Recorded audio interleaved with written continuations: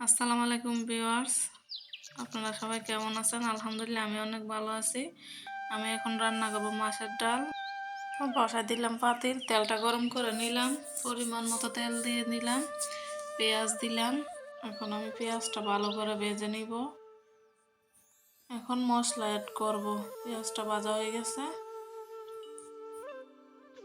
এখানে দিয়ে দিব আদা, রসুন, কাঁচামরিচ বাটা পেস্ট আর কি দিয়ে প্রায় 30 সেকেন্ডের মতো একটু ভেজে নিব, যাতে আদা রসুনের কাঁচা স্মেলটা না আসে।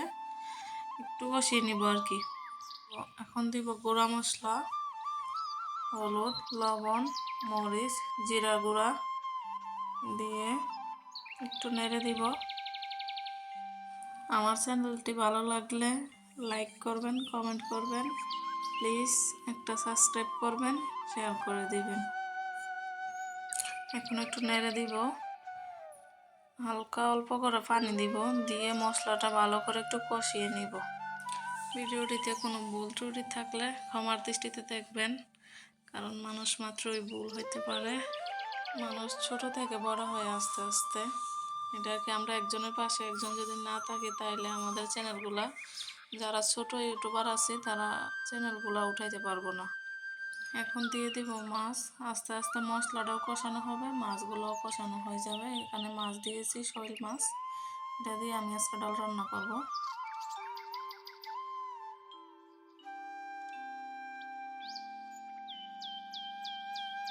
তো মশলাটা কষানো হয়ে গেছে, আমি নেড়ে দিছি মাঝখানে, এটা ক্যামেরাতে উঠাই নাই। মশলাটা কষানো হয়ে গেছে, মাছটাও কষানো হয়ে গেছে। আমি ডাল ভিজাই রাখছি গরম পানি দিয়ে, ফুটন্ত পানি দিয়ে ডালটা ভিজাই রাখছি। এখন এটা ঢেলে দিব, ডালটা মশলায় ঢেলে দিব। তো ডালটা আগে ভিজাই রাখলে নরম হয়, এজন্য ভিজাই রাখতে হয় গরম পানি দিয়ে। এখন ভালো করে নেড়ে দিব। নেড়ে এখন ভালো করে কষাইতে হবে যেন ডালের কাঁচা গন্ধটা চলে যায়। এখান থেকে অনেক ভালো করে কষাইতে হবে ডালটা। কষানোর পরে আবারও গরম পানি অ্যাড করতে হবে আর কি। তো ডালটা কষানো হয়ে গেছে, একদম শুকাই গেছে। এখন এখানে ফুটন্ত গরম পানি অ্যাড করে দিব। ডালটা নেড়ে দিছি ভালো করে, নেড়ে এখন গরম পানি দিয়ে দিব, ফুটন্ত গরম পানি দিয়ে নেড়ে দিব। ভালো করে নাড়তে হবে যেন দলা পেকে না থাকে। ভালো করে নেড়ে দেওয়ার পরে ডালটাতে ফুটন্ত পানি অ্যাড করলে ডালটা ব্লক আসতে বেশি সময় লাগে না। না হয়তো ঠান্ডা পানি দিলে ডালটা ব্লক আসতে আসতে অনেক সময় লাগে আর কি।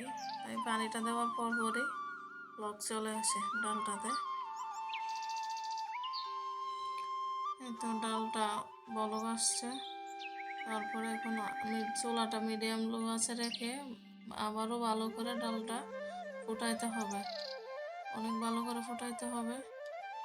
এই তো ডালটা আমি ফুটিয়ে নিছি, চুলাটা একদম মিডিয়াম রাখতে হবে, না নিচে দিয়ে আবার দলা পেকে যাবে।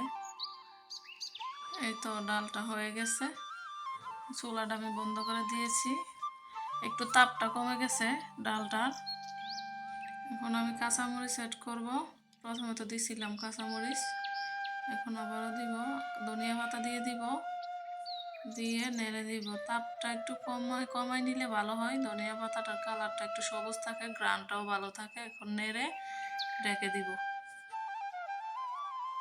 এই তো ডালটা আমার একদম কমপ্লিট রেডি হয়ে গেছে। বাই, আসসালামু আলাইকুম, সবাই ভালো থাকবেন।